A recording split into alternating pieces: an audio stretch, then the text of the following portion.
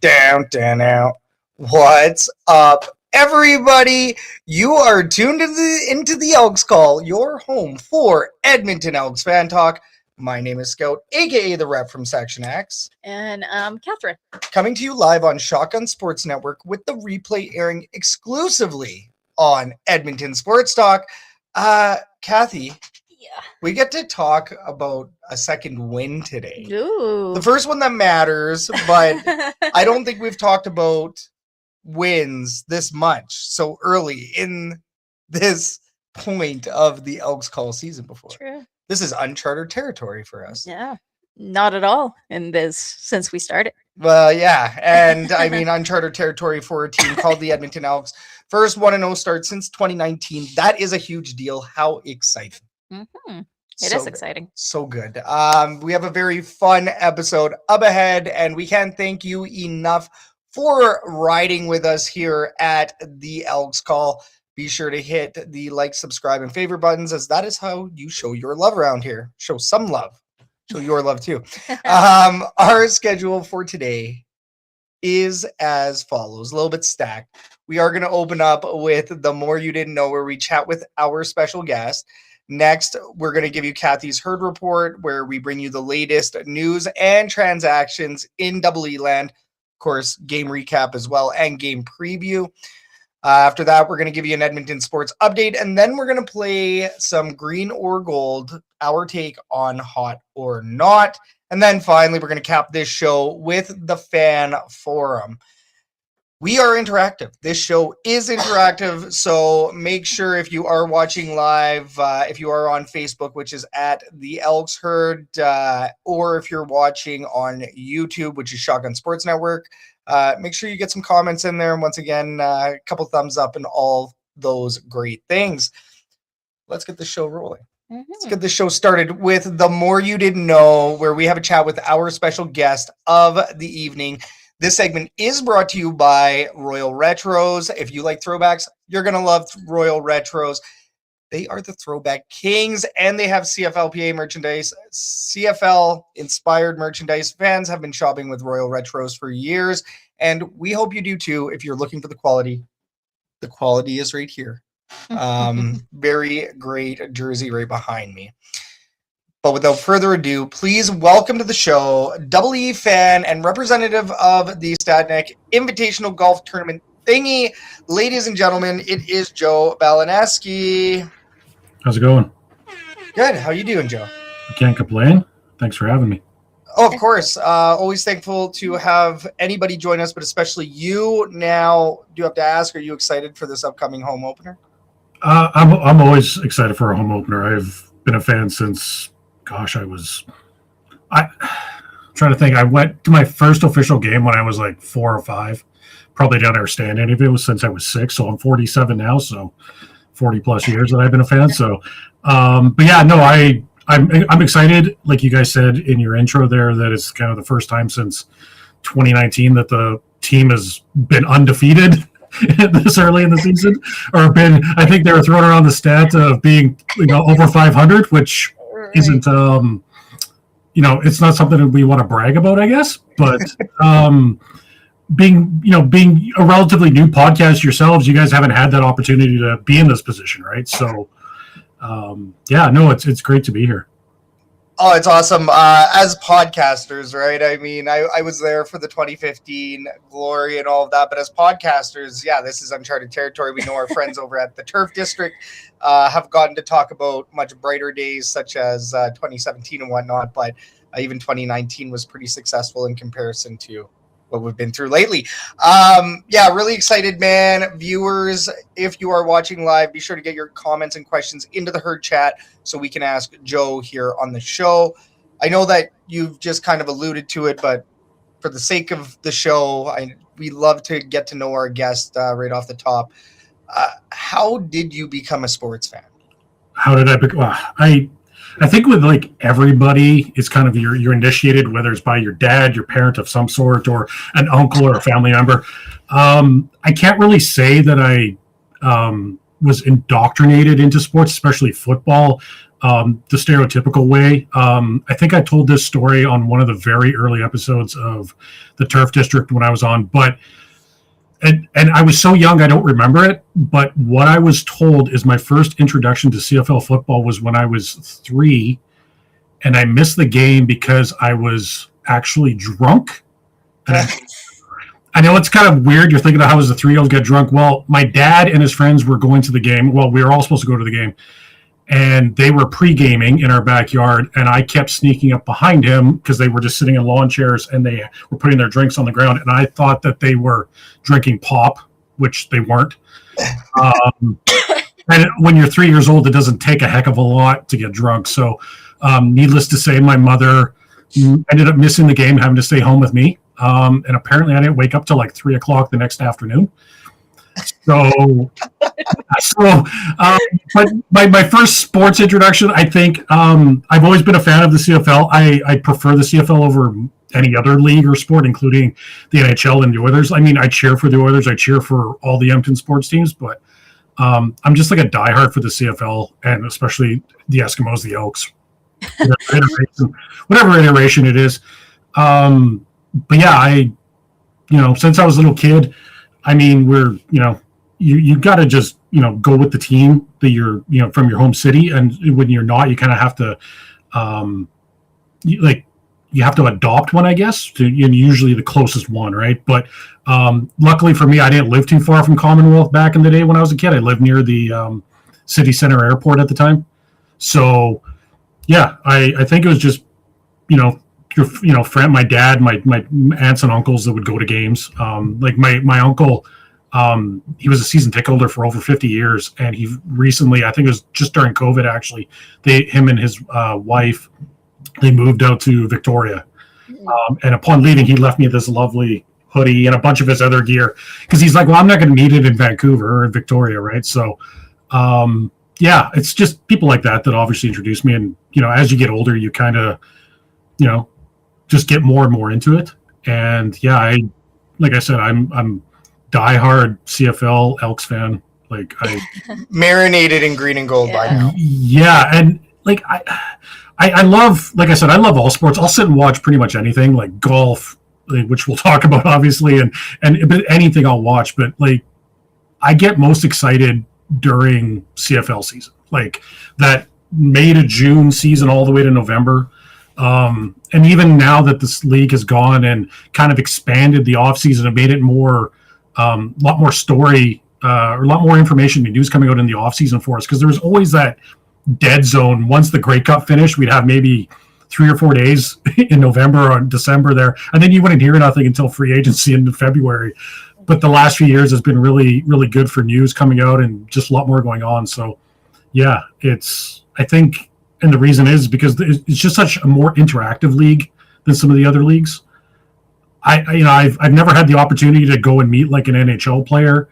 I've gone to many NHL games, but I've never met an NHL player. But yet, I've met hundreds of CFL players and Elks players and Eskimo players, and they're all the most humble, down to earth guys that I've ever met. Totally. And I think that's what kind of like resonated with me because when I was a kid, we didn't have like fan day, right? But even as an adult going to fan day and you get to like stand next to, these guys that are like 6'10", and you're like, oh, that's what a real man is, right?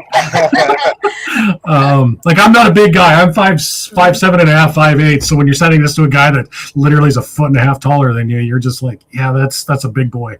Like a Matt O'Donnell or a Jordan Murray. Yeah, and that was the one that kind of, when we were doing the lines, and it was Matt O'Donnell specifically, and standing in line, and this man is towering over you. He shakes your hand, and it's like engulfing your hand, and it's completely disappeared. And then you're like, yeah, that's a man. It makes you realize that makes you question your manlyhood a little bit. That's so funny. But yeah, no, it's definitely that's kind of just my kind of gist of where I started with my fandom and sports and everything. Love it. I like that you weren't necessarily introduced to sports. You were introduced to the sports environment first. Yeah. And like I said, I was a little kid. I was 3. I was a toddler. And obviously I don't know any better, but it's Maybe that's why I'm not a big fan of tailgating and pre-gaming anymore, right? In my old age, so. Funny. But I mean, you've been a Double E fan for a hot minute now. In all the history of your fandom, have you seen a time like these last 5 years? You know, it's been a rough go in the last little bit. No, and that's the thing. Like when I was a kid, obviously, growing up, even though they were like when I was, like the infamous when I was 3 years old, that was kind of in the heyday of the 5 in a row Grey Cups, and then they were still a very good team, obviously through the 80s and the 90s, and then we had that stretch of 35 whatever years plus of them making the playoffs, and like I was a season ticket holder for the longest time, and I gave up my tickets during the COVID season, just because it was like, well, we didn't know when it was going to come back, kind of a thing, right? And I remember it was my first year of getting season tickets, I think, or maybe it was the second season where they're finally like, well, no, we got to charge you for these playoff tickets, right? Like they weren't giving them away for free because it wasn't guaranteed, or I think the league kind of mandated that. So it was just, we were kind of spoiled as Eskimo and Elk fans for the longest time, right? Like we always had that. We always didn't finish first in the division or the league, but we were always in the contention, and we always made the playoffs and things like that. And it definitely, it does spoil us. And I think as Edmonton fans in general, because I think it's the same thing with the Oilers, right? Like you look at the Oilers in the 80s, the heyday, and then we had that stretch in the 90s where we were kind of half decent, and then obviously the decade of darkness. And now that we've got the whole McDavid era, fans now expect, and I think it's just that we've been spoiled for so long. Even the football, especially the football fans, we were spoiled for so many years that I think we just expect excellence from this team and this franchise. So going through this last 5 or 6 years, you kind of, you definitely, you feel that it's a bit of a bump. But I have to say, going into last year with the regime changes, we'll call it, with Chris Morris and Ed Hervey and Mark Killam, that first press conference that they held, especially with announcing Mark Killam as the head coach, it was just the way they talked. I felt that it was old school, and there was more that they were obviously trying to harken back to the olden days, but they weren't trying to bring back the olden days per se, right? As much as some people might want the olden days to come back. Yeah. But it's definitely I think I'm a little more optimistic the last few years with who we have in charge now. Yeah. So do you like the direction that the club is going in right now? Oh, absolutely. And especially this year, like I honestly didn't expect much from the team last year, them finishing 7-11, I think it was, correct?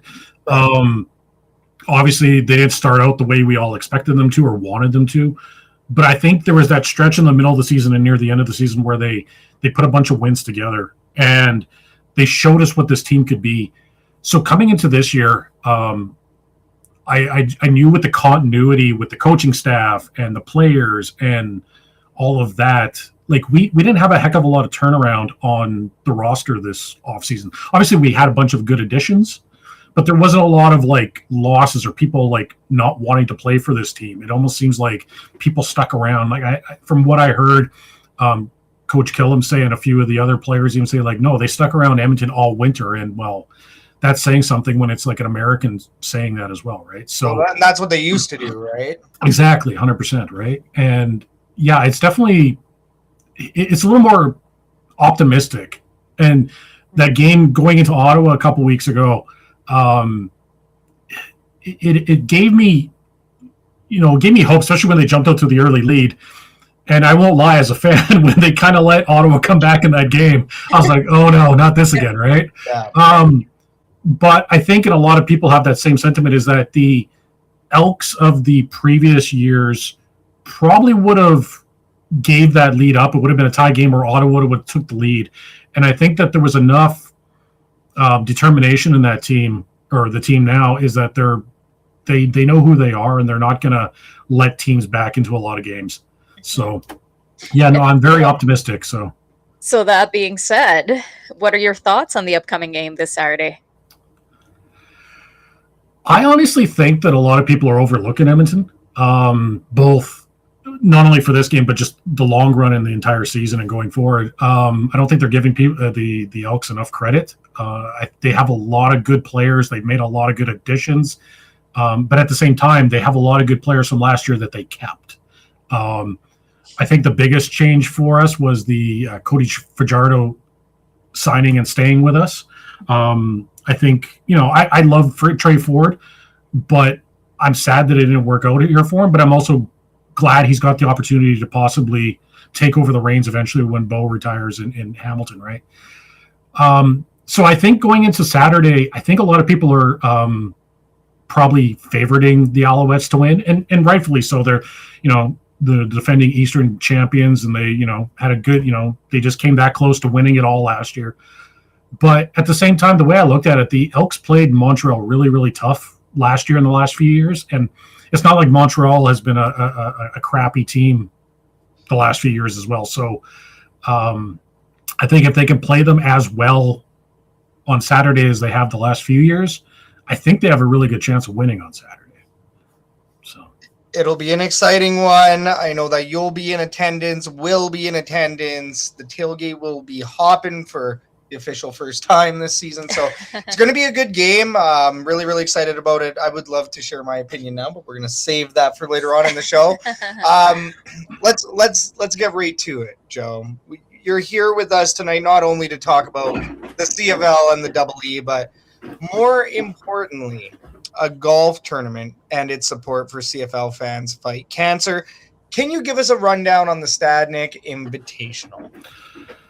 Yeah, so a couple of years back, one of my best friends, Dave Stadnek, who, if you don't follow on Twitter or any other social media, he's a great guy to follow. Unfortunately, he's a Riders fan. That's his one, I guess, flaw, we'll say. Everybody has to have at least one. He invited me to go golfing. So I started, we went golfing, and while we were out golfing, I just created a Twitter account called the Stadnek Invitational, and I was tweeting out our scores after every hole. Had a bit of a following on Twitter. People were actually kind of like, hey, this is kind of fun to follow and see who's doing what. And somewhere during that round, he's like, hey, there's a Riders Elks game in Regina in a couple weeks. You should come down. We'll go golfing. And then we'll go to the game, and then, we'll have a good time. So we did that, golfed with a few friends that day. It was awesome. But then because I think it was like September that year, and and that was in 2022. So we, throughout the off season and throughout the CFL season, we kind of had some people like, hey, I want to play golf with you guys. You seem to have a lot of fun. So we kind of opened it up to anybody on Twitter. There was no actual invitation. It was just, if you want to golf with us, sign up, give us your name, we'll get you in, right? And then somewhere right before the event, Dave said, hey, I'm going to, for every stroke I take, I'm going to donate 25 cents to CFL Fans Fight Cancer. For every lost ball, I'm going to donate $5.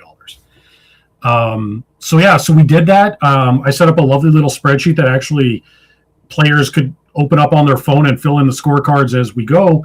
And yeah, that year we raised just over $600 amongst us for CFL Fans Fight Cancer. 2023, we introduced sponsors for the players, which was just people that don't want to golf but want to help us out. So all that is people that want to match the player's donation or whatever you feel like donating or able to donate. And that second year when we did it in 2024, when we introduced the sponsors, we raised $2,600. Nice. So it was a significant increase, and it was purely because of that sponsorship. And then last year, Dave and I are always trying to make this thing bigger and better. And then last year, we tried to introduce satellite events, kind of get people in each individual city to kind of do something. That only really worked out in Calgary, which was, a little sad, but we ended up getting a lot more sponsors. And we actually ended up, I think it also helped that we kind of adjusted the pay as well, because we noticed that the actual good golfers weren't, pulling their weight when it came to donations. So we made it so that pars are worth $1, birdies are $5, eagles are $20, and hole-in-ones are $100 plus a round of drinks for everybody on the course. So last year alone, we doubled our total from the previous year to $5,200.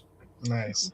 So just like I said, we're always trying to improve this thing. So we kind of wanted to figure out how we can get as many people as possible this year to help us out. So this is kind of part of it, me going on podcasts and talking about it. Unfortunately, Dave's he's just the namesake of the whole thing. Unfortunately for a lot of people, I'm the face and the voice of the whole thing. But we this year we're doing it where from April 1st all the way to Grey Cup Sunday, November 15th, you can submit a scorecard, and we will input you into the spreadsheet and calculate your total automatically, and then you can make a donation on our team page, which goes to the CFL Fans Fight Cancer. And then September, I always get this date wrong. I think it's the 5th, the Saturday of the long weekend. Okay. We're doing our annual live event in Regina. I think that's going to be kind of the staple of our thing, where we highly encourage anybody and everybody to come out. We want to try to do it on Labor Day this year to see if we can get some Bomber fans that are coming in to come and golf with us. And it is technically our 5th annual one, so we're trying to make it a bit of a bigger deal. And this year, it's going to be pretty much like we've done in the last years. We're going to have a golf course in Regina. We're going to have a post-round kind of like social get-together, things like that. Dave last year introduced some prizes for the giveaways at the event, the social event afterwards, depending on who raised the most money through sponsors and who raised the most money through just their play and things like that. And he was giving away prizes like dozens of homemade pierogies that he makes. Nice. I think he gave away 7 or 8 dozen of like these awesome cookies he makes.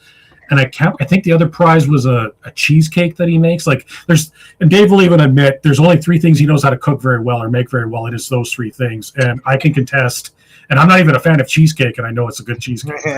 So yeah, we want to get people out to that, make that as big as possible.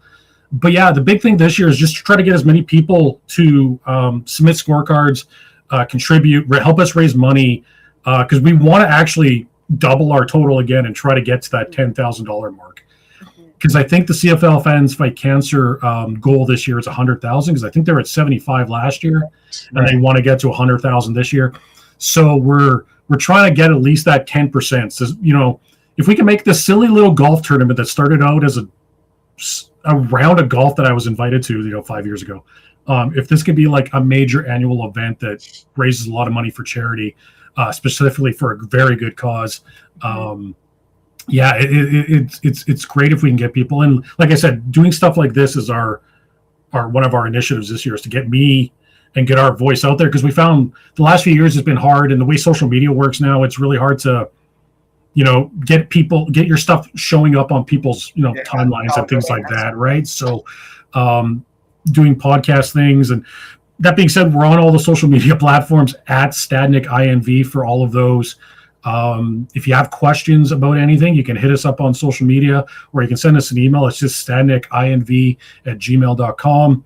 Again, I'm the guy that answers all those posts and emails. So if you have any questions about it, you can also go to the CFL Fans Fight Cancer website, and they have graciously created an actual specific webpage just for our event. Has all of our information on there, has a submit scorecard button, sponsor a player button, and it even has our donation thing that takes us to our team donation page that links to the overall CFL Fans Fights Cancer website. So that just helps us kind of keep track of what our players and our sponsors and everything are helping raise for the overall event. So it's something that we're kind of passionate about now. We started doing this back in January, kind of promoting all of this, just getting that ball rolling and trying to get people like yourselves involved, so that giving you guys enough notice so you can plan your schedule and get us on. And we're super appreciative for you guys to.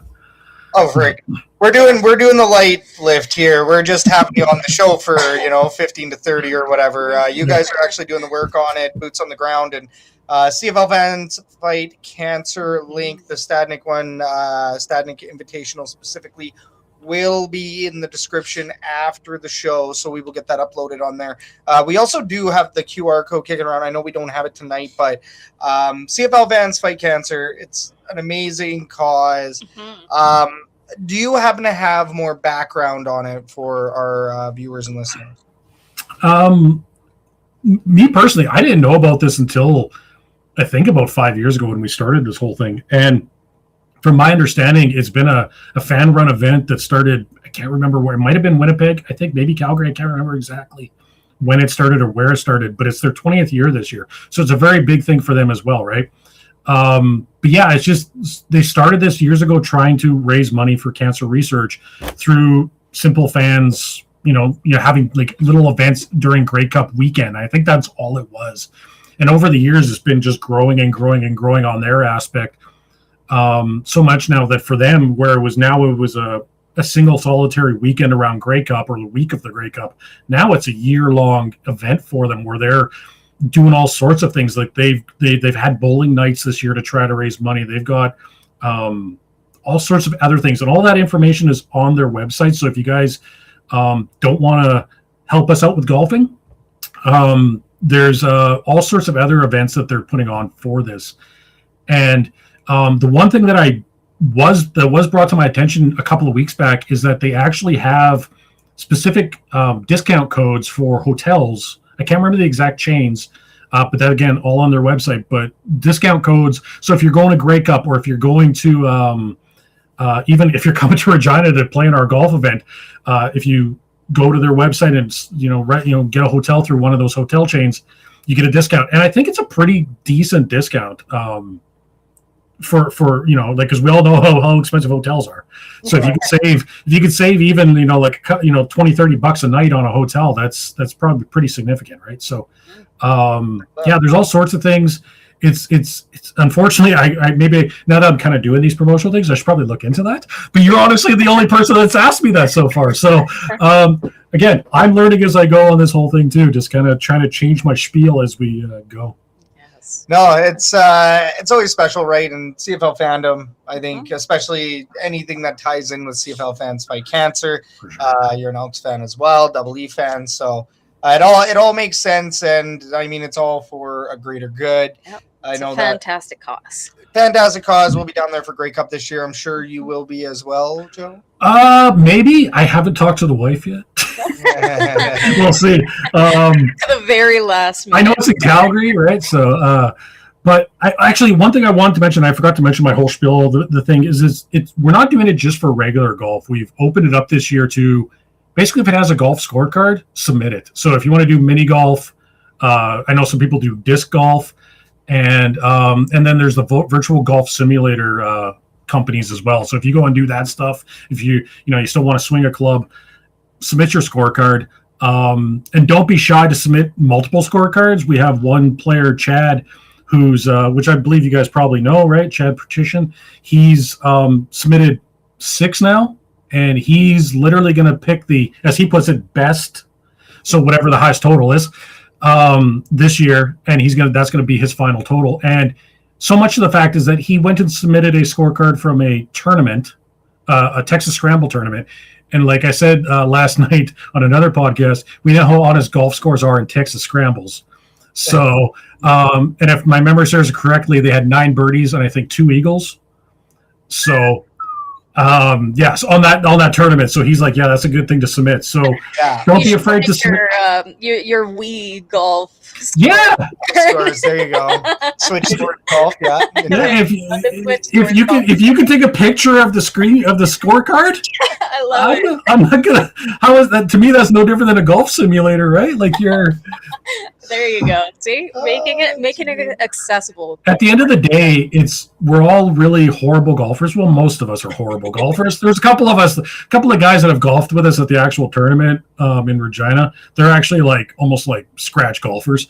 Then they kind of take the fun out of it for the rest of us. But we're all just horrible golfers trying to raise money for cancer research, right? And that's at the end of the day, that's all it's about, right?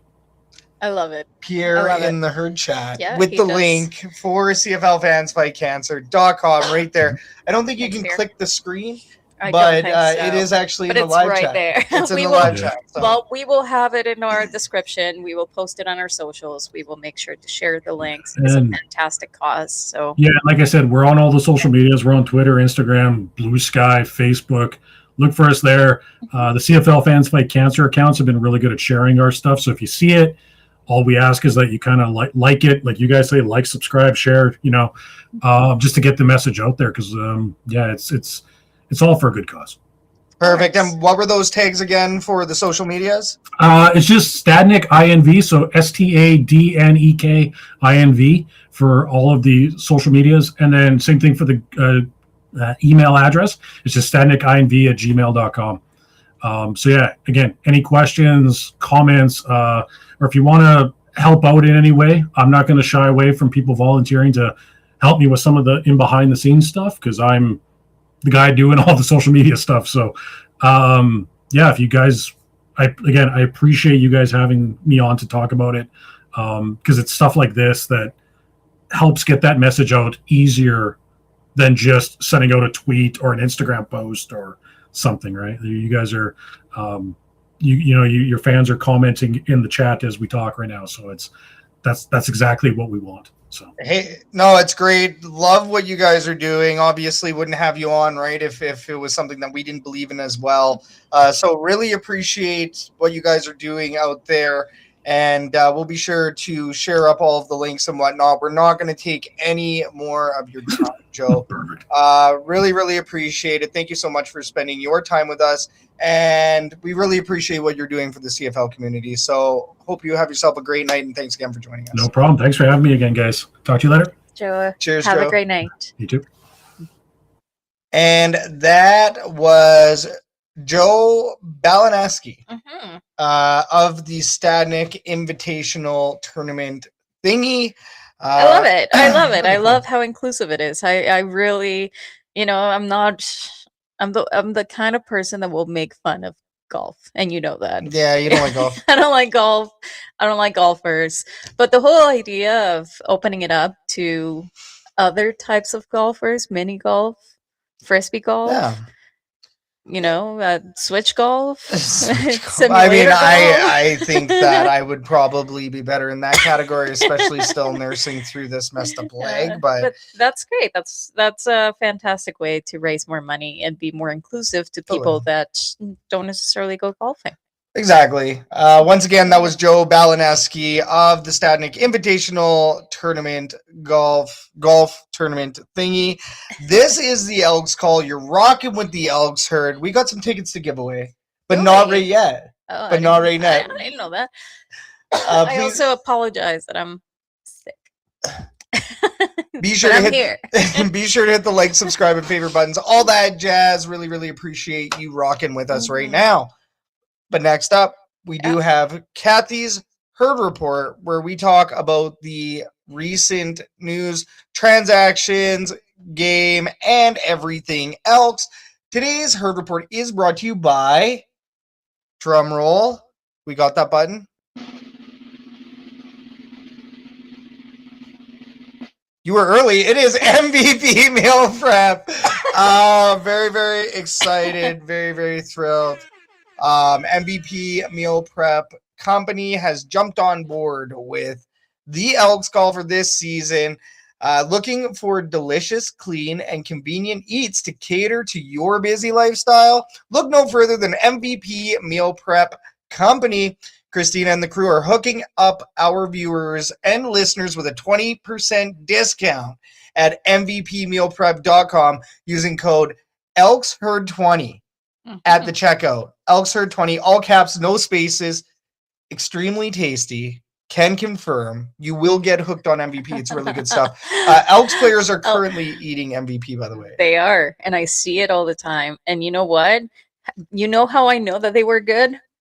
Because you brought home a whole bunch, and I didn't get to taste a single one of them because they were gone within a day and a half. Not quite gone in 60 seconds, but 60 hours. Well within 60 hours. It was like 12 hours. It was 2 days at most. Yeah, and went right through them. Yeah, so we do have some unfortunate. We're gonna have to go and get some more because I haven't tasted them, and they look Christina delicious. Right on the show. Yeah, we'll have to. Let's do it. But let's talk about this last game, which was an Edmonton Elks win. Yes, let's talk about it, and I'll try my hardest to get through it without coughing all over the microphone. And if I do, I apologize. But yeah, let's talk about this game against the Ottawa REDBLACKS. It was good. It was a rainy game. It was a very rainy game. It looked rainy. I'm glad I wasn't there, but hey, we may suffer through that this weekend, but we'll talk about that. Let's talk about the first quarter. It was a slow start. Justin Rankin set the tone. He had early multiple chunk runs, including a 15-yard burst that it did flip field position. Same thing with Cody Fajardo. He worked comfortably in the short passing game. He connected with Joshua Cephas, Skylar Griffith, Brendan O'Leary Orange. He kept the chains moving, but it was a little bit of a slow start. It was Ottawa's penalties, including a roughing the passer call and a face mask that helped Edmonton reach the red zone. Yeah. But the drive stalled inside the 5-yard line after a 1-yard quarterback keeper by Fajardo, and then an incompletion to Julian Grant in the end zone. Yeah. So that was an unfortunate one to see. I got really mad. That's when I started saying, I'm still not sure about Fajardo. Yeah, but that was the beginning of the red zone problems. Like, Elks pass, like, sure, I know that we're talking about a win, but it seemed like they struggled in the red zone quite a bit in this game. And it's so frustrating and, stressful and a little bit of PTSD in there. I'm not going to lie. And it's only going to get worse. Because it brings back memories of the last season. And just like Joe said, like suddenly you're watching this and you're like, oh, is it going to be one of those again? Or going back to the same thing as last year, right? Well, By seeing those. The end zones are going to get shorter, apparently, as per the CFL, right? So this is only going to get harder for the Elks. They need to dial this in and they need to dial it in now. But I digress. It was the start of that for sure, but it was a little disappointing that they couldn't do anything with that. Vincent Blanchard did kick a short field goal for the first points of the game, so we ended up getting the first points. Defensively, they had some good plays. Nick Anderson made multiple tackles in Ottawa's short passing game. Cordell Jackson delivered a clean stop for a 1-yard loss on a swing pass. So they definitely forced several short yardage situations. But we started to see a lot of penalties that repeatedly erased a good field position. Terrible half for that. Couple of holding calls, unnecessary roughness, an offside penalty just for this quarter. So yeah, it wasn't good. No good. And then it only got worse in the second quarter. It only got worse. But the second quarter did deliver Edmonton's first major defensive highlight. Joel DeBlanco forcing a fumble that Carney recovered at the Ottawa 39. Edmonton immediately turned that turnover into offense.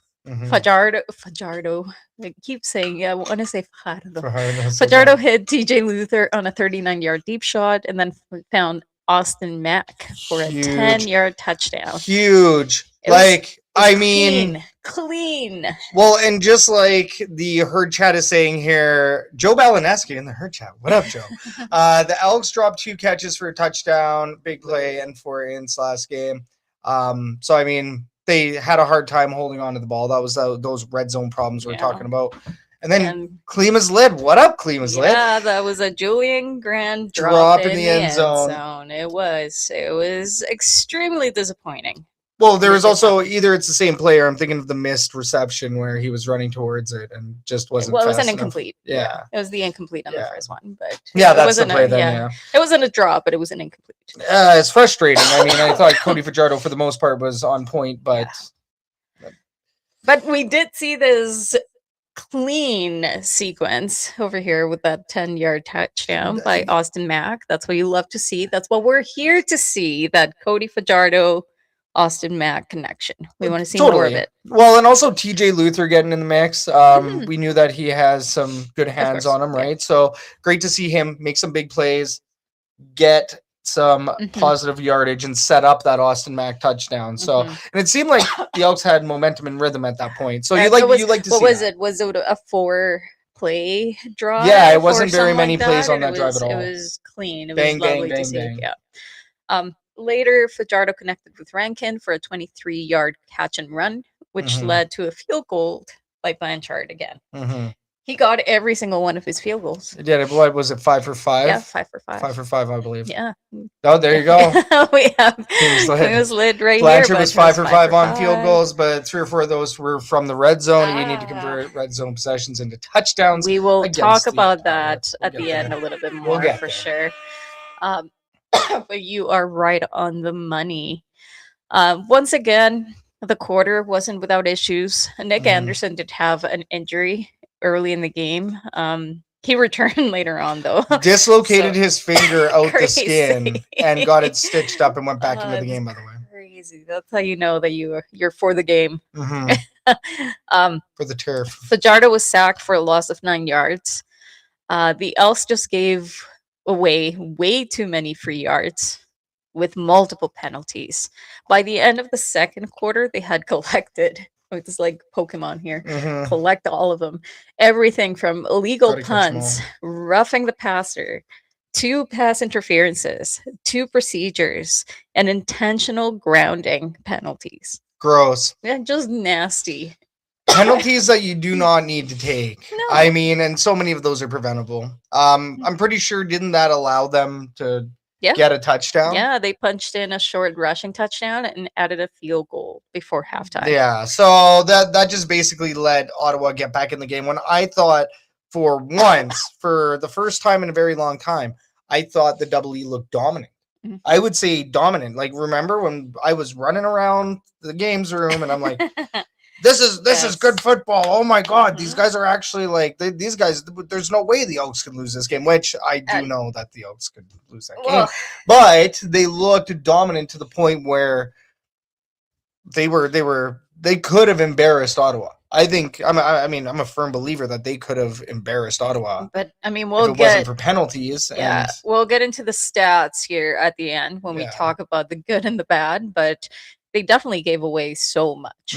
So it wasn't even so much about being able to win the game. It's just how much you gave up and what could have been if you hadn't given those up, right? So just something to think about. Going into the third quarter, Edmonton opened the second half with the play of the quarter. Short pass to Rankin that turned into a 63-yard catch and run from the Edmonton 21 to the Ottawa 28-yard line. Beauty of a play. Crazy. But despite this explosive start, the Elks again stalled in the red zone and settled for a Blanchard field goal. Like, how do you waste a 63-yard run? Yeah, it's frustrating. I mean, they need to capitalize. They need to capitalize once again in the red zone. They were set up. That was a setup for a fantastic continued drive and a touchdown. Well, yeah, and I don't know if it's predictability. I don't know what it is. Like, I really don't know what it is. It's annoying. If I was Justin Rankin, I would have been mad after that. Like, I would have been, I would have been a bit of a wasted effort. I mean, they did get 3 points out of it. So well, they did, but still, it could have been 7. Yeah. But anyways, it seemed like this became the theme of the quarter, though. Sustained drives, strong execution between the 20s, no touchdowns. Fajardo hit Keon Julian Grant for a 25-yard gain, and TJ Luther continued to be a reliable target on the intermediate routes. Javon Leake added a 36-yard punt return, flipping the field position and giving Edmonton another scoring chance. But each time, Ottawa just tightened defensively, and Edmonton had to settle for another 3 points yet again. Defensively, the Elks bent a little bit, but they didn't break. That's what I would say. They did give up that 30-yard run from to Adebaboye. Adebaboye. I love his last name. But still held Ottawa to 0 points. So, I mean, on the third quarter, they finally cleaned up their act, though. No penalties. No penalties. Yeah, I think that there's a couple in the fourth, but yes. More. But I think so. But I mean, at least a third, I'm pretty sure they got a talking to. Oh, at halftime for sure, right? There's definitely a halftime adjustment there on the penalties, which is basically a conversation stating, do not take any more penalties. Yeah. Jeez. And that led to the fourth quarter, which was chaotic. It was still penalty heavy. It was explosive. Started with Noah Curtis taking Jake Meyer down for a loss of 5 yards. And then Edmonton delivered the highlight of the game, not even just the quarter. This was the game. On a 1st and 10 from the Edmonton 49, Rankin burst through the middle untouched for a 61-yard touchdown, outrunning the entire Ottawa secondary. Huge. Like all of them. Huge. Massive. Like, there's a reason why Rankin is a cheat code. Number one He in the is a league cheat right code. now for that. After that, field goals were then exchanged. Things got a little worrisome. Ottawa managed to get past the defense for a touchdown and a 2-point conversion. Of course. And they were only 1 score away from like tying us or getting like super close. So that was a scary point. And once again, penalties, including unnecessary roughness, objectionable conduct, continue to be an issue. And stalled drives, and once again gifting Ottawa field position. Yeah. So thankfully, both teams either had to punt or turn over the ball. Yeah, it was all back and forth to finish the quarter. And the game ended on a weird kneel down sequence that also resulted in a turnover and downs, but no impact there. So that was weird. Edmonton Elks win. Massive 29 to 21. First regular season opener win, not home opener, but opener win since 2019. 1-0, baby. The Edmonton Elks 1-0. Game day, baby, in the herd chat. What up, Ken? Rankin, the yak machine, baby. Yes, I mean, Justin Rankin, cheat code. It's in the 3 thoughts. Cheat code. This guy is on a mission to get 1,000 yards receiving and 1,000 yards rushing. Do I think that's impossible for Justin Rankin? No, I do not. I think that was the first freaking game. Crazy. And what are we looking at in terms of stats? 102 yards, 1 touchdown. That's for rushing, and on the receiving end, it's 94 yards. Yeah. So if it wasn't for some of the pushback plays from some of the lost yardage plays from Justin Rankin, right? Because he was trying to rush that ball forward. He would have gotten 200 combined all-purpose yards, right? That's wild. It's still a crazy stat. 196 is wild. So, I mean, let's talk about the good and the bad from this game. I mean, the good, we saw the good. So dub. Justin Rankin and the dub. Bad, well, we've talked about it, just like Klimas Lid said, is red zone finishes and penalties. I mean, what did we see in terms of penalties? 14 penalties for 142 yards. You give up almost a field and a half. And then also the red zone. Giving away 100 yards for 100. No, percentage chance. So opportunities, four trips to the red zone, I think. For 4 trips to the red zone, only 1 touchdown made it in. So that was 25% on red zone chances. Crazy. I don't know. It's pretty sad. I mean, when they're giving away 75% of opportunities. Yeah, I mean field goals in those opportunities, right? Yeah. So I mean the Edmonton Elks, they need to finish in the red zone, which is once again a problem that we saw in the past. So hoping that they can clean that up, and also discipline. I think that we've seen that in the past as well. Like how do you fix that? How do you fix a penalty issue? I mean, you make the guys do push-ups, you make them do physical stuff they don't want to. Like, I don't know. I don't know. I talked about this like 3 years ago when we were having a lot of penalties issues. Like, make them carry a freaking like baby egg or something. Like a baby egg, or just like a baby or an egg. You know when you're in school, like in elementary school, and you're a kid and you're in charge of not dropping the freaking egg. No, I don't know. I don't It's know like, if that'll work for athletes. I don't but know. It would be embarrassing, and at this point, just It would be. embarrass them It would be if very they can't embarrassing. freaking. No, that was for Um, that was for catching the ball. That they kept losing the ball, dropping the ball. Yeah, So that it's was like, that's the what it oven was. mitts. Yeah, that's that usually was- oven that's what mitts it for was. that No. one. But I take that back. It was for the dropping the ball. There was a lot of issues with dropping the ball, and I was like, give them a Yeah. baby and see if they can drop the freaking baby. But I think that was the I last year thing, digress. last year or the year before, 2023, I want to say, or 2024. Penalties, though, it's like, man, like, what do you do? What do you do with those? Well, like Mark Killam just has to find a system that works for disciplining these guys and ensuring that they're not getting to the ball too early. Like timing, some of those timing, right? I think I saw Tyrell Ford had a couple of those. He didn't have the greatest game in that last one. He was getting beat a couple times, and of course, when you get beat, you try to cheat. You try to get there early. Try to do things that you don't need to. Like there's that one right at the end zone, and it set up a first and goal scenario for them because he was there just early, and he touched him, right? Yeah, I remember that. And the ball was like over his head, and it's like, man, like you don't need to take that one. So, I mean, it practice, gelling, time, and discipline that comes down from Mark Killam. So he will look to clean that one up. Clemus Lid in the Her Chat does say the O-line looked improved. I would have to agree. Now, coinciding with what? Like I feel like it started really good. Well, and we were having that conversation because we were talking about Cody Fajardo being a drop back quarterback. Which he is. We were seeing it and we were like, yeah, he is. He has the time. Like, look at him. He looks comfortable in the pocket. That was in like the first quarter. And then things kind of started getting worse as time went by. And Cody Fajardo had a sack, and then it just kind of started like getting all over the place, and the O-line seems to struggle a little bit. They probably got tired, right? They're getting worked. They're also gelling as well. Yeah. Now, the flip side of the O-line, the positives of it, going from positives to negatives. Coulter Woodmansey.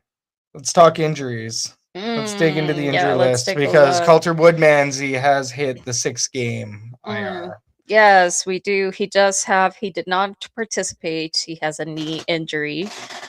Joe Robustelli also did not participate. That was on Tuesday, so I don't know what the updated one is for today. And Ativa Maga Clements with a clavicle injury. And for the 6-game injured, we have quite a few. Brandon Barlow, Brett Boyko, Silas Hubert, Royce Miche, Darian Newell, and Benjamin Sangmoa. Yeah, it's frustrating. The Edmonton Elks are already dealing with a bit of an injury bug here. Yeah. Coulter Woodmansey, the highest paid offensive lineman in the league, $300,000 a year. Can't use him due to injury, so that's a little bit frustrating for the team. Obviously, hope Coulter feels better and gets better soon, right? That's priority, I think. But as far as the in the landscape of the CFL, your best ability is your availability, as we say. That's the sports and entertainment life. So, I mean, it's a little bit disappointing to lose Coulter, and I definitely hope he comes back for the midseason, right? Be nice to see him back with the squad. I hope that this isn't something that ends his season. From what I understand, it's not, but it's going to take him a little bit of time to rehab this one and come back to action. So we'll see how much longer he lasts out on that 6-man. Yeah. We also had some transactions. The Elks added 2 offensive linemen. Just ahead of the home opener, we have national offensive lineman John Bossy. He was added to the practice roster, and American offensive lineman Joe Cooper as well. And then on June 2nd, T-Shawn Blackburn, I think we talked about that. So, I mean, that's kind of the signal of where the Edmonton Elks are at right now with the offensive line. Yeah. They're going to need some bodies here, and they're going to need to get a little bit of that depth back. I mean, obviously signing guys fresh to the practice roster and then moving them into the line. That's going to be an interesting look. And of course, the ratio, it's going to mess with the ratio a bit. Coulter Woodmansey being out, we'll see who steps into his spot on the depth chart, which we will get a depth chart on Friday. So that'll be interesting. That'll be really interesting. So what's next? Home opener on Saturday, June 20th, 2 p.m. versus the Montreal Alouettes. The tailgate is open to the public at 12, but it's open in general at 11. That makes sense. So usually, like, for anybody that's going in there and parking, they have kind of clarified this. We say that, but then the Edmonton Elks website says 2 hours. Well, and then when you're contacted, somebody has recently contacted them. Right. And their explanation is they prefer, like the stage starts up, the band starts up. Their activations. All of the activations start 2 hours before, but people can set up 3 hours before. Yeah. So everybody else is set up. Like the tailgaters are there 3 hours prior. All of the Edmonton Elks activations start 2 hours prior. Bingo. So pulled pork poutine over at stall 182 for Hurdy's International. Make sure you get it in you. That's going to be a really good one. Really, really excited about that tailgate. And then, of course, we have a big game, Edmonton Elks versus the Montreal Alouettes. And it's going to be sogging rain. When you look on the Weather Network, or if you look on Google Weather, or wherever you get your weather, wherever you get your weather updates, they have 5 water droplets underneath the cloud, which means it's going to be a really, really cold day. Like I'm getting just over a cold. I don't want to be cold. I can tell you that it's not as bad as it seems. The Team Canada game wasn't all that bad. Soccer game. So, it'll be a good one. Press for it, I guess. I was billing this game as a quarterback shootout, and now I'm not so sure. I don't believe that this is going to be a quarterback shootout. I think that this is going to be more of I think it's going to be more of a running game. I think it's going to be a big battle between Justin Rankin and I don't think it's Stevie Scott. Who's the running back over in Montreal? I don't have that. No, Stevie Scott was.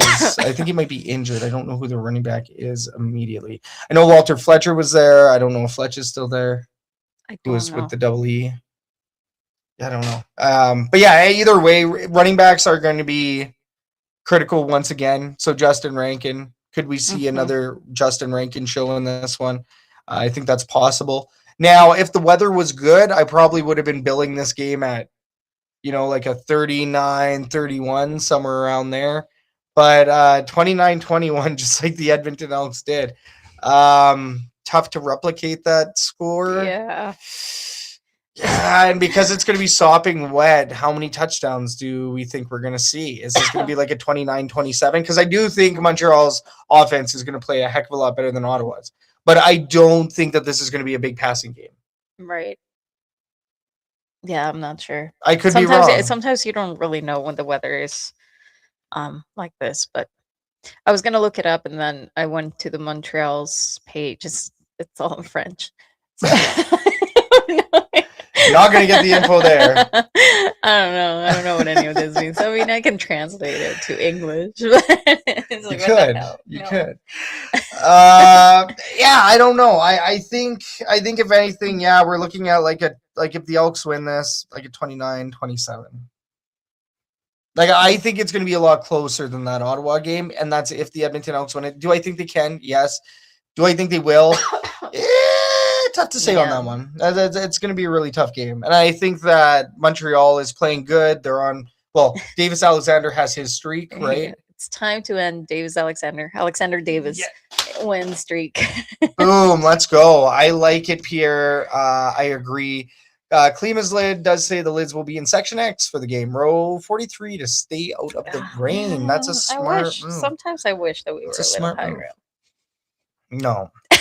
Players get wet, so do we. But yeah, it's going to be a fun game no matter what. I mean, I'm just excited to get back to Commonwealth Stadium. I think that's going to be great. Being displaced, we as fans, we haven't been displaced this long from Commonwealth Stadium since the 2015 Women's FIFA World Cup. Right. So, yeah, I mean, it'll be a fun one. I'm really excited. Do you have any sort of prediction on this? No. one? No. I don't do that. I don't do that here. Lame. You know, I think it's bad luck. I don't want to jinx it. That's fair. I get it. Alrighty. Yeah. I guess it is about that time. If we're through our predictions, I guess it's time to give everybody an Edmonton sports update.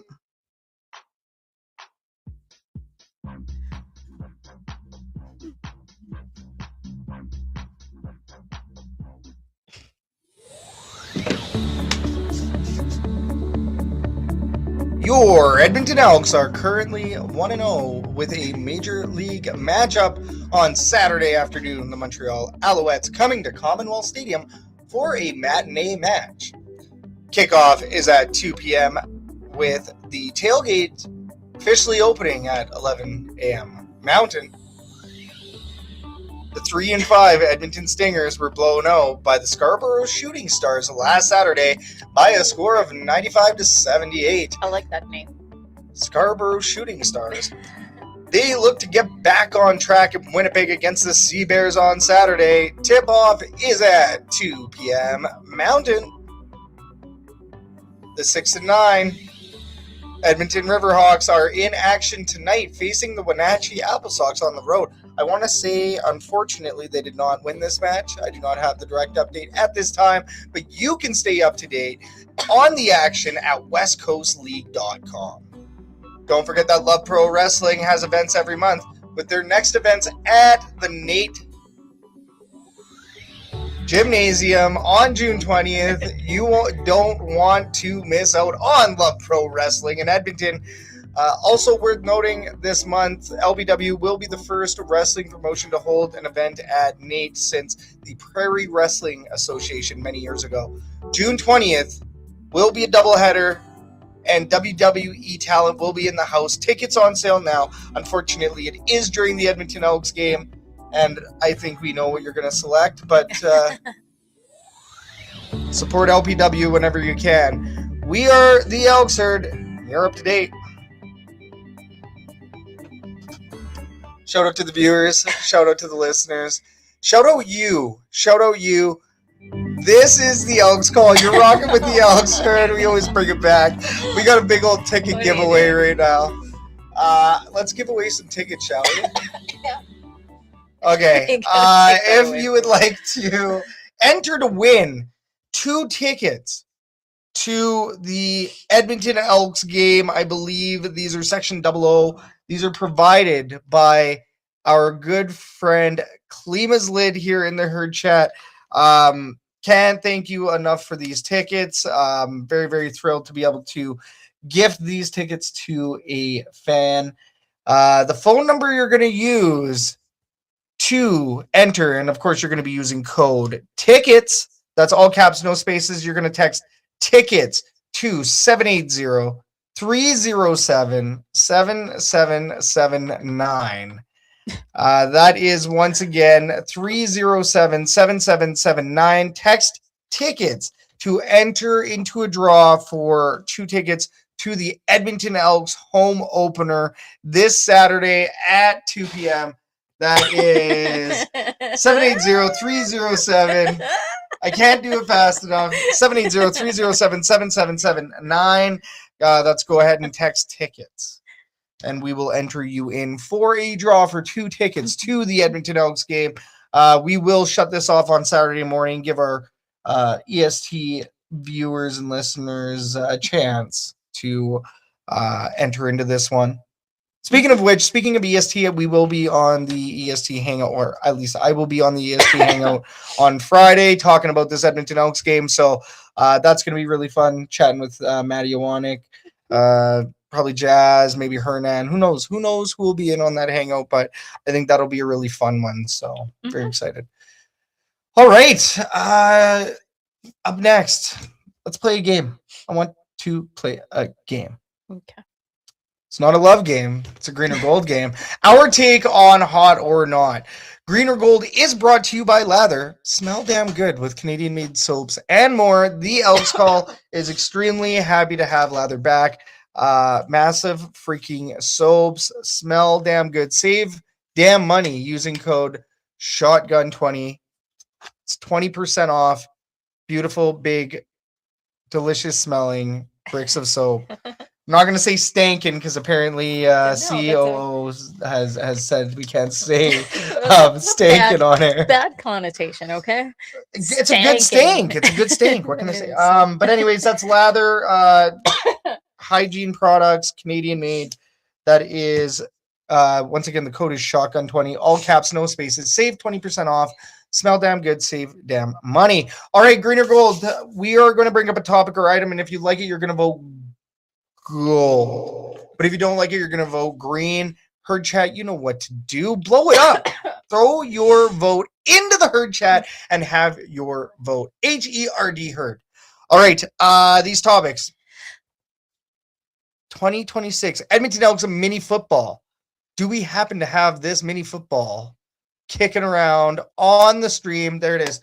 So the Edmonton Elks, there's no real official release on these. They're just at the team store, and they're going to be throwing out most likely a yellow version of that in the stadium. Okay. So usually whatever it is you find in the team store, the opposite color. If it's a green one you find in the team store, a gold one will be thrown out in the crowd. If you find the gold one in the team store, the green one is what they throw out in the crowd. Usually. So we'll see if we see a yellow one, but green or gold, what do we think, everybody? Are these new mini footballs, are they a green or are they a gold? And I would like to acknowledge that Ken Chapka is already on the gold train. What do you think? Gold. Gold. Oh, Jesus. Don't do that. Klima's lid in the chat. The kids say gold. The kids say gold. See, people love this one. It's nice. It's a nice one. It is really nice. I like it. I like it. I mean, it's hard to come up with designs for mini footballs every single year, I bet. Like, whoever is in charge of designing these probably has nightmares about having to design another ball that is going to be different from last year's. Well, I'm not the biggest fan of the redesign, so therefore I'm going to say green. I am saying green on this. Why are you such a Grinch right now? Because, okay, I understand what they're doing with the big helmet thing. Okay, I have a helmet pillow and two pillows with the helmet on it. I've never been a big fan, except for the classic like double E helmet. Look, it's got the Edmonton bridge. It's got the bridge. I like the Walter Dale, but I don't like the helmet. It's a green. Pierre does say gold. I think this could look better if they had maybe mixed in something. Like I always liked how they had the always Edmonton on the other ones. Oh, I'm sorry, Mr. Marketing over here. I don't know, man. I'm sick of seeing the helmet. Like, I mean, I get it. I get it. And then why did you buy so many and put them all around you? Maybe that's why you're sick of them. Because those are the pillows everywhere. And that's all you see every day. Those pillows are two-sided, okay? And it says Edmonton Elks S 1945, So 1949. You change it. You flip it over every time you're tired of seeing that helmet. And I don't want to see it on the ball. But I'm going to show Christine this clip. Oh, my goodness. Don't rat me out to Christine. Love you, Christine, by the way. Speaking of which, if you want to go buy the mini football, you can go over to the Edmonton Elks team store. Go see our girl, Christine, and she'll get you all hooked up. All right, next topic is Saturday matinee games. Is it a green or is it a gold? I like them. I say gold. Say gold.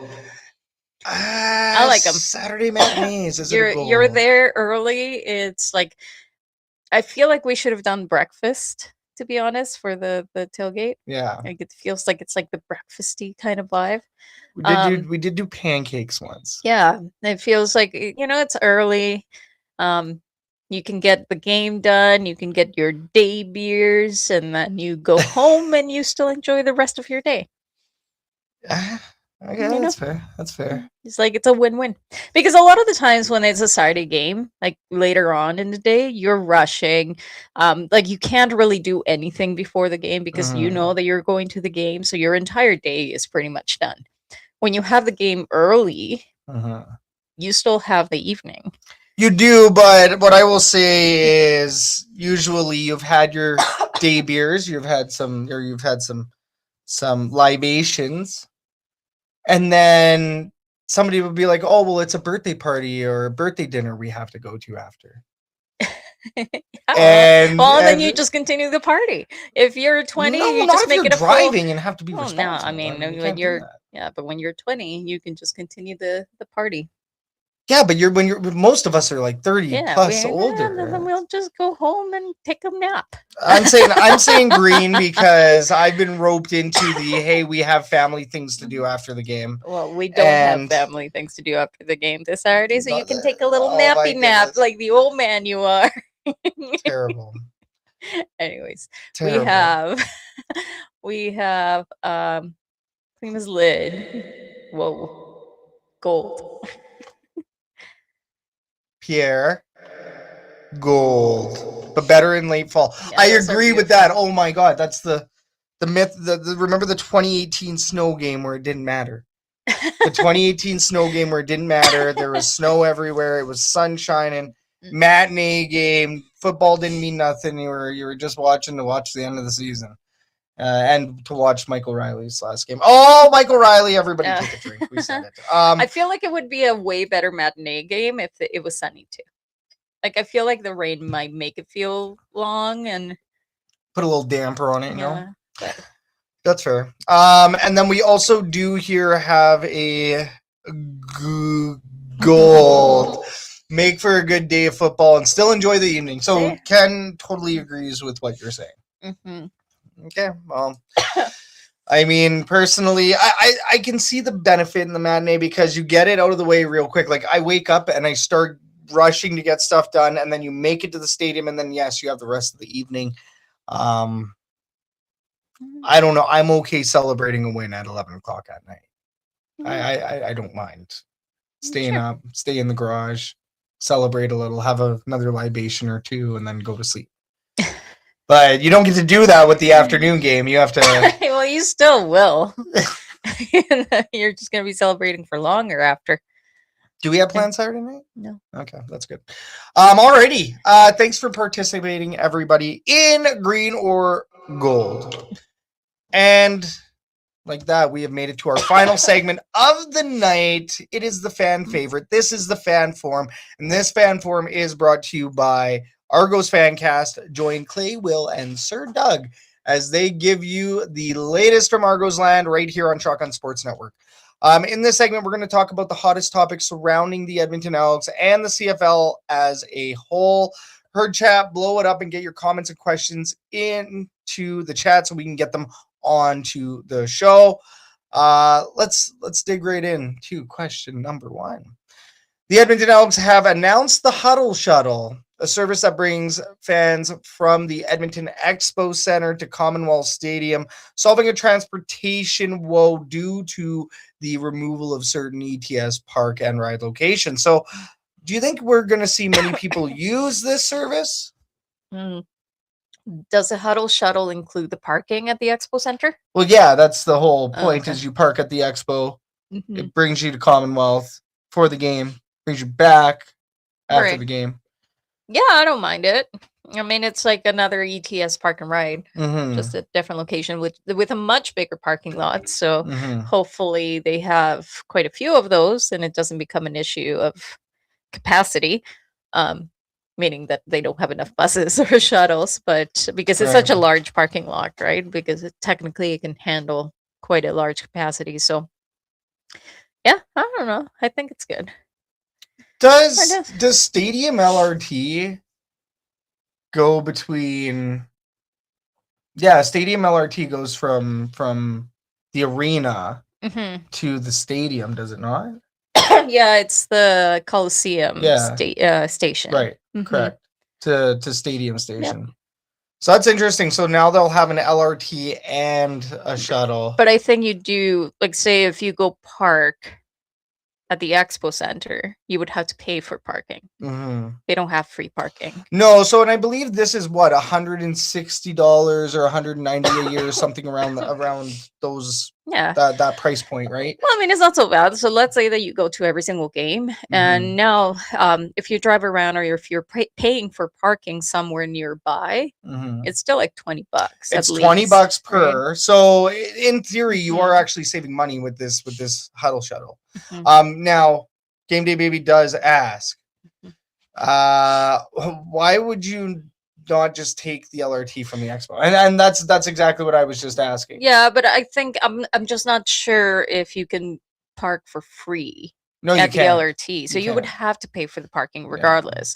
So at that point, it's just like you have the choice of paying for the parking and taking the LRT, or paying for the huddle shuttle and have them drive you.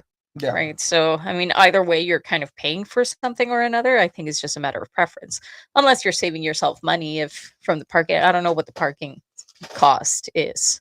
Well, for park and ride or for expo? At the by the LRT at the expo. Yeah, I mean I think the expo in general is usually somewhere between 20 and 30. Yeah. Right. So I mean, you might actually save yourself a little bit of money with the huddle shuttle if it's if they're bundling it up like that. So yeah. Interesting. Klima's lid. We're gonna get to Klima's lid's question here in a bit because I really, really like it. I just don't want to forget it. That could be a new segment. I no. Like that. No, you don't. I can't call it that. We're not bringing fantasy football into a segment. Why not?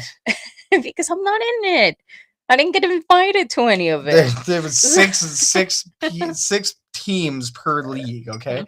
Yeah. I mean, I did see when I was at the team store recently, I did see that people are already buying this pass. A lot of people are actually jumping on board with this because the parking scenario around Commonwealth is terrible. Man, people also don't necessarily want to be in all of the traffic either, getting parking tickets, dealing with the stress of that whole area in Macaulay, trying to find legal parking in the area, walking the 10 minutes each way. I did do that walk on my messed up ankle, and it was rather interesting. And some people just don't want to take the LRT. Like I remember, I think I took the boys a few years ago, and like the last time that I rode the LRT was when I was in university. So it had been quite a bit. And I rode the LRT downtown with the kids. And I was like, I don't know if I want to do this. I don't know. It's a little scary right now. Right. So, I mean, that's another thing. People may not necessarily want to take the LRT. And a huddle shuttle seems like a little bit safer option for people that are a little bit concerned with public transportation like that. That's fair. I mean, I get it. Yeah. I don't use LRT very often, but I do actually use public transit from time to time. And I will say it's generally not that bad. There are some scary days, but it's especially going downtown though. Downtown, it's like, towards those areas. That's when it starts getting a little bit sketchier, but a little bit, yeah. Sometimes, not every time, but you never know. You never know. And for some people, it might just seem like a better alternative. So, yeah. Who knows? But yeah, I think that I think especially the older crowd as well. I think that having a bit of security in that sense of not having to jump on the public transit. You do have a private shuttle that brings you right to Commonwealth. The shuttle keeps going back and forth every 10 minutes, right? Yeah. 15 minutes, whatever the schedule may be. I don't have the logistics on it. I did not sign up for the service. A tailgate spot, but I think that this will get used, and maybe if we do see, we won't. Expo overflow, I don't think will ever. No, it wouldn't be an expo overflow. It would be an overflow of like the actual shuttles. No, but what I'm saying is that parking lot for it to actually go into overflow would be a lot. Like K-Days. Yeah. K-Days is like when you see, well, even then, isn't it all? No, it's all blocked off for K-Days. No, people can park there, but just on the other side. Oh yeah, over in the yeah, because I remember parking there when I was a kid. Yep. Yeah, still do that. Still do it. Also, Klima's lid does agree. CFL fantasy segment would be brilliant. Fans love fantasy. I'm thinking about doing like a 5-minute segment called "What's Your Fantasy." It never turns into a 5-minute segment. It might be. What's your fantasy? Fantasy pick of the week. Because he did ask in here. Let's just bring this question up now. Who are you starting at quarterback? This is like a trial run for a segment. I love this. Running back is obviously going to be Justin Rankin if you have him. Ideal scenario, I'm probably starting Trevor Harris. Wide receiver this week. Who would I start at wide receiver? I think I like Justin McInnis this week. And defense. Who's playing the Stampeders again? The defense that's going up against the Stampeders. I want to say is it BC versus Stamps? Let me see. Do you have CFL open? No. I gotta take a look at my matchups. See, this is why it's not. See, we could be doing around the CFL. There's so much more we could be doing with this show, but I was incorrect. Oh, it's Rough Riders versus Stampeders. So I mean, I'm probably going for Rough Riders D if you have it. Yeah, and McInnis. I like McInnis at wide receiver. Now, I will quickly bring this up since we're already here. Quickly bring up because I am in a couple of leagues here with Klima's Lid. No, we're just everybody else is just waiting for you. That's well, I'll continue talking, but anyways, we are in a couple leagues together, and I was fortunate enough to go through a stress-free draft for once, which was one of Klima's Lids, so that was pretty good. So the lesson there is just not do it when everybody else is doing it. Crazy. Well, I mean, if they had just upgraded their roster, right? Upgraded their servers, not rosters, servers. I tried to upgrade my roster in doing this draft. I mean, my starting team this week, Mitchell Myron. I feel like that's a bad pick at flex. I'm gonna have to change that. But Justin Rankin, I got McInnis, Kevin Mattel, Jake Hardy, Daniel Adebaboye, Liam Harlahu, and Stampeders D. So that's kind of what I'm riding with. Obviously, I don't really have a choice, and that would be in fantasy. In Game Zone, doing the weekly fantasy, it's a little bit interesting because that's kind of like what we've been rolling with all of these years, the traditional fantasy. And that's something that you could even jump into right now. Just saying. But it's we should look at doing a fantasy segment. Just quickly talk about a little bit of fantasy. You know what I mean? No? Okay, fine. Question number 2 in the fan forum.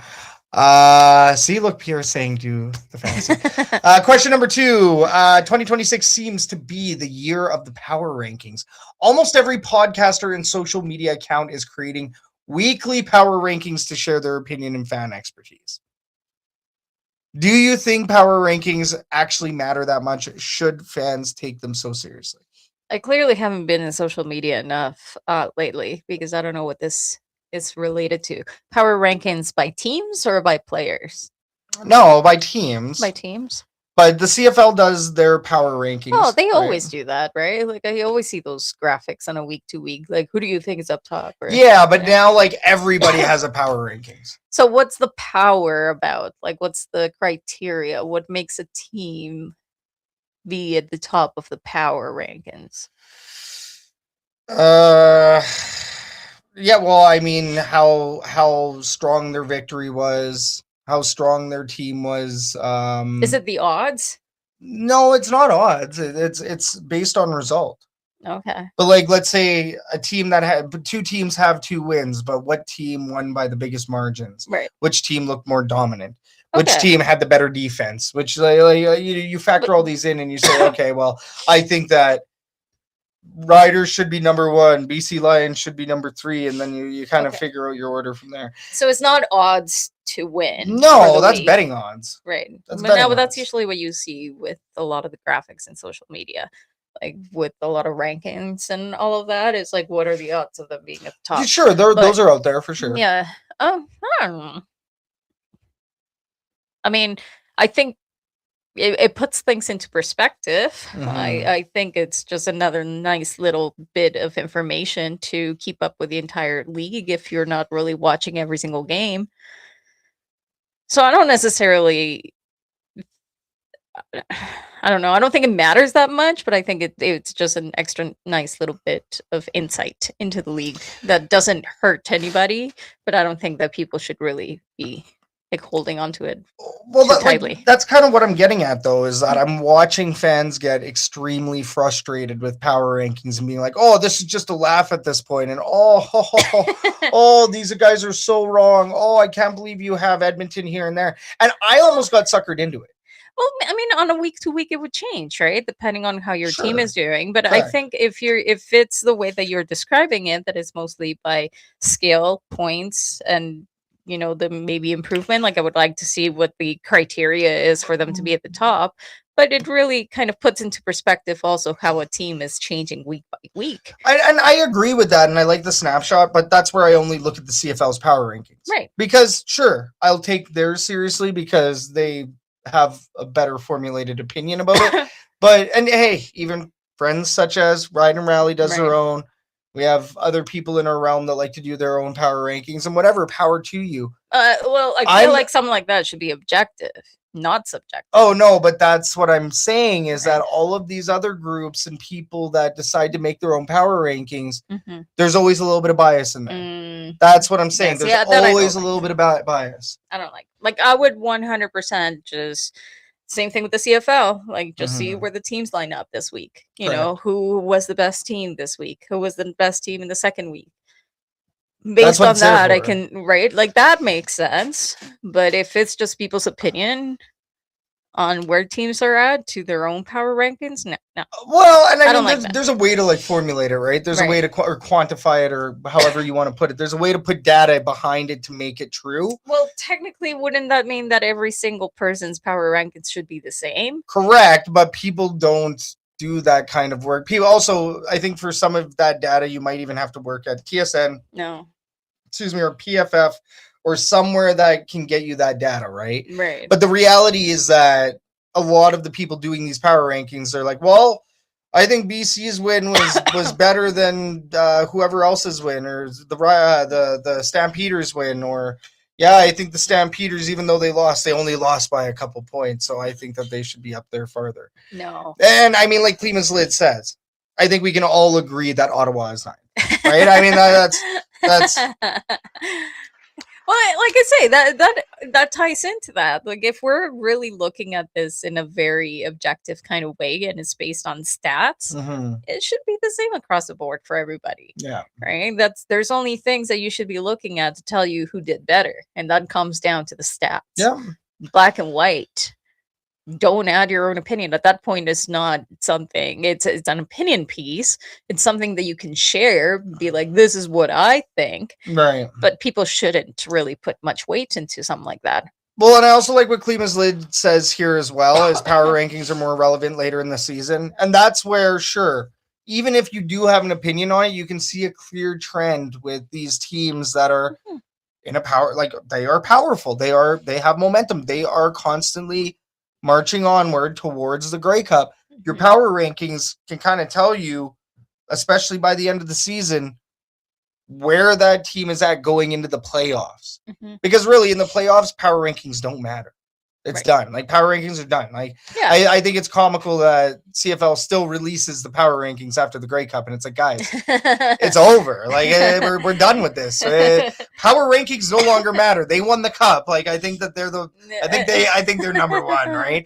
But even in just speaking about this one, particularly and beginning of the season, sure, it's cool to see your team kind of move around on the chart. And yes, it does give you that week by week graph. If you're looking for it, you can extrapolate that and make it data, right?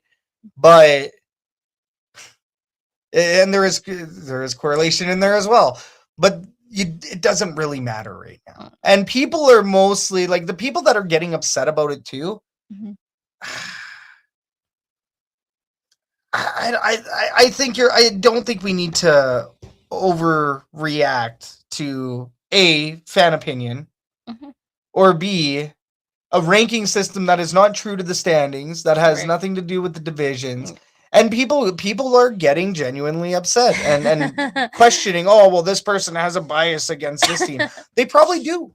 Yeah. What is there to argue against? You're looking at another BS power rankings that shouldn't be getting you worked up by any means. And it might be a popular thing to do. It might be cool. We're not doing any power rankings anytime soon. Why? Just this week. Let's do it this week or last week. Elks number one every single week. Like, I mean, what do you want me to do, right? I would be really biased in doing a power rankings, but I mean, that's why we don't do one.